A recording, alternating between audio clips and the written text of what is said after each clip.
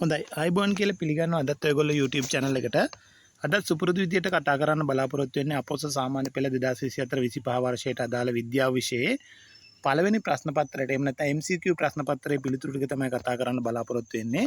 හොඳයි එහෙනම් අපි ඉක්මනින් යන් ප්‍රථමයෙන්ම කියන්න ඕනේ ඊට කලබලයෙන් කරන වැඩක් මේක. ඒ නිසා උත්තර වැරදුනොත් එහෙම උත්තරයක පොඩි අඩුපාඩුවක් තිබුණොත් එහෙම ඒක උත්තරේ පින් කරලා කමෙන්ට් සෙක්ෂන් එකේ දානවා. ඒ නිසා ඒක ගැන වැඩි බය වෙන්න එපා.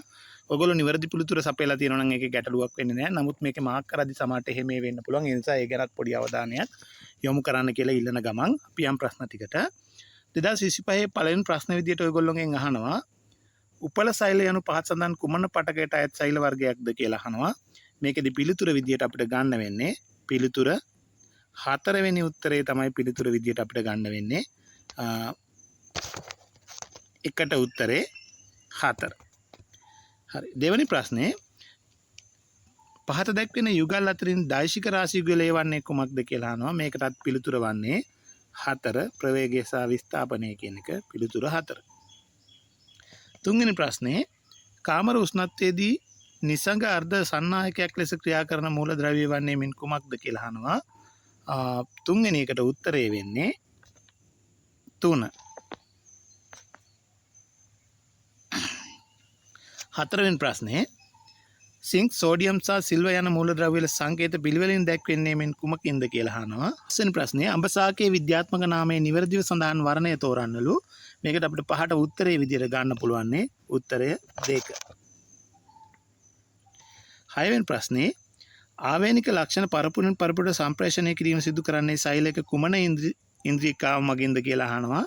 හයවෙනි ප්‍රශ්නේ මේකට පිළිතුර වන්නේ 2 න්‍යෂ්ටිය කියන එක.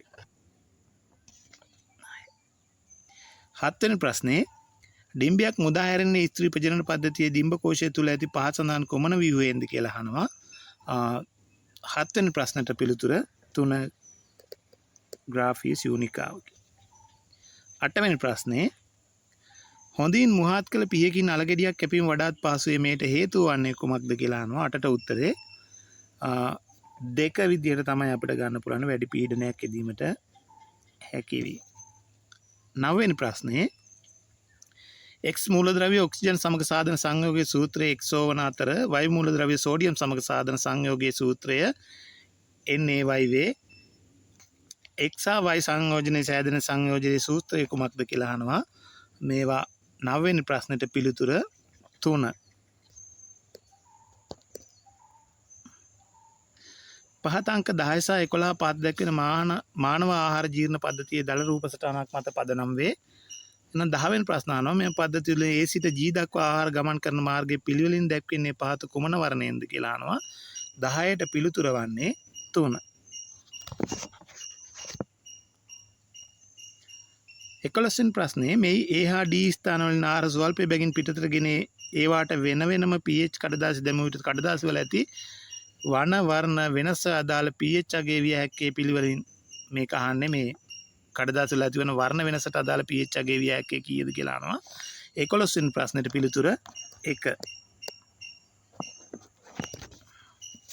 හරි ඊළඟට 12 වෙනි ප්‍රශ්නේ අපි කතා කරන්නේ 12 වෙනි ප්‍රශ්නේ ලෝහ සන්නායකක ප්‍රතිරෝධය පිළිබඳ වැරදි ප්‍රකාශය වන්නේ මින් කුමක්ද කියලා අහනවා. වැරදි ප්‍රකාශය වන්නේ 12 වෙනි ප්‍රශ්නෙට පිළිතුර 4.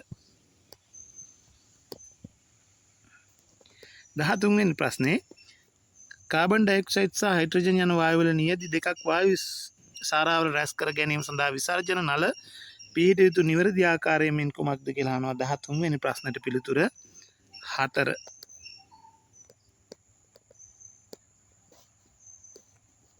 4 වෙනි උත්තරේ තමයි ගන්න. 14 සංශ්ලේෂිත රේඛීය බහු අවයවවල ගුණයක් නොවන්නේ මින් කුමක්ද කියලා අහනවා. 14 වෙනි ප්‍රශ්නෙට පිළිතුර 1. 15 වෙනි ප්‍රශ්නේ විදුලි බලාගාරයක සිට නිවස දක්වා විදුලිය සම්ප්‍රේෂණය කරන මාර්ගයේ ප්‍රධාන අවස්ථා කිහිපයක් කැටි සටහනේ දක්වා ඇතැයි A හා B C ලෙස මේ කතන්දරය ඔයගොල්ලෝ කියව ගන්න ඇති. 15 වෙනි ප්‍රශ්නෙට උත්තරේ වෙන්නේ 1. අධිකර අවකර කියන එක. 16 වෙනි ප්‍රශ්නේ මානව හෘදයේ වඩාත් ඝනකම් බිත්තියත් එක්ක කුමන කුටීරයේද කියලා අහනවා. 16 වෙනි ප්‍රශ්නෙට උත්තරේ 3. වම් කෝෂිකා. 17 වෙනි ප්‍රශ්නේ 17 වෙනි ප්‍රශ්නේ අහනවා කම්මලකින් නිකුත් වූ අපජලයේ පරිසරයට මුදා හැරෙන පෙර රූපයේ දැක්වෙන පරිදි X නම් ඝන ද්‍රව්‍යක ඇසුරුමක් කරා යවන ලදී. අපජලයේ X සම්බන්ධයෙන් සත්‍යයකේ පහත සඳහන් කරන කුමන ප්‍රකාශයද කියලා අහනවා. එහෙනම් 17 වෙනි ප්‍රශ්නෙට පිළිතුර වන්නේ 3. හරි 18 වෙනි ප්‍රශ්නේ 18 වෙනි ප්‍රශ්නෙට පිළිතුර වෙන්නේ අපිට ගන්න පුළුවන් උත්තරේ 18ට 2. 18ට 2. 19ට පිළිතුර 3. 20 වෙනි ප්‍රශ්නේ පණිවිඩ හුවමාරු චන්ද්‍රිකාවක් පොළොව මට්ටමේ සිට 36000 කිලෝමීටර උසින් කක්ෂගත කර ඇත. පොළොව මත පිහිටි සම්ප්‍රේෂණාගාරයක සිට නිකුත් කරන රේඩියෝ තරංගයක් චන්ද්‍රිකාව වෙත ළඟා වීමට ගතවන කාලය තප්පර වලින් කොපමණද? මේකට උත්තරේ වෙන්නේ 20 වෙනි උත්තරේට ඔයගොල්ලෝ හදා ගන්න ඇති. උත්තරේ 4.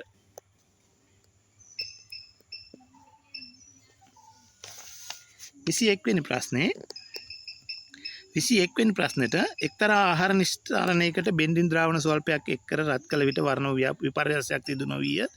පසුව ඊට තනුක සල්ෆියුරික් අම්ලය ස්වල්පයක් එක් කර රත් කළ විට ද්‍රාවණය තැඹිලි පැහැයට ඇරිනි. මෙම ආහාර නිෂ්ඨාරණය අඩංගු විය හැකි පෝෂකය වන්නේ මොකක්ද කියලා අහනවා. 21ට උත්තරේ 2 සුක්‍රෝස්.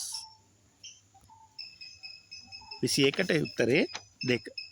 22 ජීව විශ්වේෂක සතු පහසඳන් ලක්ෂණ සලකා බලන ප්‍රකාශ ටිකක් තියෙනවා ඔයගොල්ලන්ට. මේකදී අපිට උත්තරේ 22ට උත්තරේ ගන්න පුළුවන් වෙන්නේ 4. 23 වෙනි ප්‍රශ්නේ pH Q යන ලෝහ තනුක අම්ල සමග ප්‍රතික්‍රියා කර හයිඩ්‍රජන් වායු නිදහස් කරන අතර R ලෝහයේ තනුක අම්ල සමග හයිඩ්‍රජන් පිට නොකරයි පීට QE ලවණ ද්‍රවණයකින් Q ප්‍රතිස්ථාපනය කළ නොහැකිය. PQR ලෝහ සක්‍රියතා ශ්‍රේණියේ පිහිටුන අණුපිළිවෙල කුමක්ද කියලා අහනවා. 23 වෙනි ප්‍රශ්නෙට පිළිතුර 2. 24 වෙනි ප්‍රශ්නේ 24 වෙනි ප්‍රශ්නෙට පිළිතුර අපි ගන්න පුළුවන් 3 වෙනි උත්තරේ 24ට. 24ට පිළිතුර 3. ජලයේ පුරවා හොඳින් මූඩිය වසා ඇති ප්ලාස්ටික් බෝතලයක් තුල ගිලී ඉපිලෙනසේ මෙන්න මේ කියන කතන්දරේ 24 වෙනි ප්‍රශ්නෙට පිළිතුර 3. අපි ඉක්මනින් යමු 25 තරංග චලිතය හා සම්බන්ධ ප්‍රකාශ 3ක් 5ක් දැක්වේ ප්‍රකාශ ටිකක් තියෙනවා. ඒක සලකලා තමයි ඔයගොල්ලන්ට උත්තර ලියන්න වෙන්නේ. එතකොට 25 වෙනි ප්‍රශ්නෙට උත්තරේ වෙන්නේ 1. ඒ පමණි කියන එක. නිවැරදි ප්‍රකාශය ඒ පමණි. 26 වෙනි ප්‍රශ්නේ A හා B ද්‍රාවණ දෙකක් අතරින් ඒ ද්‍රාවණයට පිනොප්තලින් බිඳු කීපයක් දැමීමට වර්ණ විපර්යාසයක් සිදු නොවිය. සමාන සාන්ද්‍රණයකින් A හා B ද්‍රාවණ සමාන පරිමාණ මිශ්‍ර කර ප්‍රතික්‍රියා වීමට ඉඩ හැරිය විට C ජලීය ද්‍රාවණයකින් ලැබුණු අතර pH අගය 7කි. A B හා C ද්‍රාවණයේ විය හැක්කේ පිළිවෙලින් මොනවාද කියලා අහනවා. 26 වෙනි ප්‍රශ්නට පිළිතුර 1. 26ට පිළිතුර 1. 27ට පිළිතුර 27 වෙනි ප්‍රශ්නෙට ප්‍රභා සංශ්ලේෂණයේදී මුලින්ම සෑදෙන හරිත ලව තුල తాවකාලිකව ගබඩා වන සහ ෆ්ලෝයම ඔස්සේ පරිසංක්‍රමණය වන කාබෝහයිඩ්‍රේටයේ ඵල පිළිවෙලින් මොනවද කියලා අහනවා. 27 වෙනි ප්‍රශ්නෙට උත්තරේ 2. 28 මෙම පරිපතේ S ස්විචය සංවෘත කළ විට මොකක්ද වෙන්නේ කියලා අහනවා. 28 වෙනි ප්‍රශ්නේ පිළිතුර 3 A හා C බල්බ දැල්වේ. 29 මිනිස් ඩිම්බයක තිබිය හැකි අලිංගි වර්ණ දේහ සංඛ්‍යාව සහ ලිංග වර්ණ දේහ වන්නේ පිළිවෙලින් කීයද කියලා අහනවා. 29ට උත්තරේ 2. 30 වෙනි ප්‍රශ්නේ මිනිසාගේ ශ්වසන ක්‍රියාවලියේදී ආශ්වාස සිදුවන විට මහා ප්‍රාචීරයේ වක්‍රතාව උරස්කුරේ පරිමා වෙනස් වන ආකාරය නිවැරදිව දැක්වෙන වර්ණය. මේකට පිළිතුර වන්නේ පිළිතුර 3.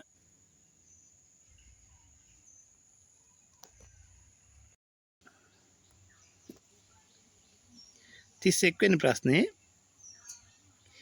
විදුලි තාපකයක ක්ෂමතාව වොට් 1000 වේ.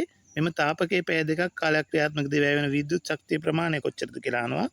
31 වෙනි ප්‍රශ්නෙට අපිට උත්තරේ විදිහට ගන්න පුළුවන්නේ දෙවෙනි උත්තරේ තමයි ගන්න පුළුවන්නේ කිලෝවොට් 2යි.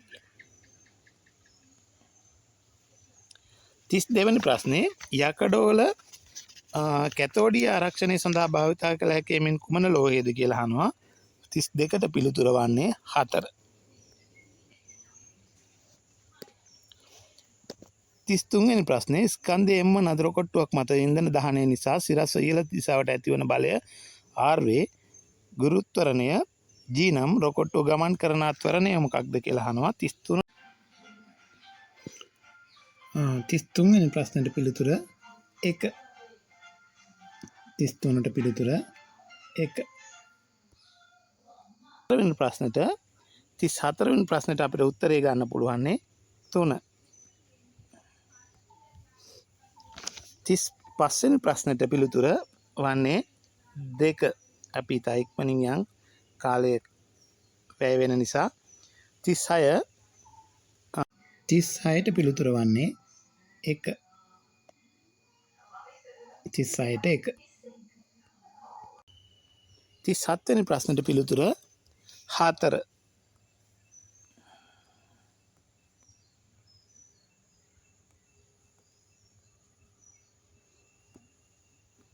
38 වෙනි ප්‍රශ්නෙට පිළිතුර වන්නේ 1. මිනිස් බලපෑම වන්නේ පහත කුමන ආපදා තත්ත්වයේ කෙරෙහිද? සුනාමිය ඇතිවීමට තමයි. 40 සාම්ප්‍රදායික වැවක වැව් බැම්ම සේදී යම් වැළැක්වීම සඳහා ඇති අංගය කුමක්ද කියලා අහනවා. ඉතිහාස ප්‍රශ්නයක් වගේ. මේක රාලපනාව.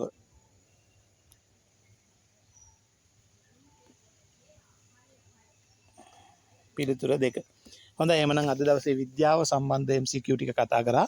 මොනවා හරි අඩුපාඩුවක් තිබුණොත් උත්තරයක වෙනස් වීමක් තිබුණොත් ඒක කමෙන්ට් එකේ පින් කරලා දාන්නම්. ඒ නිසා කලබල වෙන්න එපා. හැමෝටම බොහොමත්ම ස්තුතියි රැඳිලා හිටියට.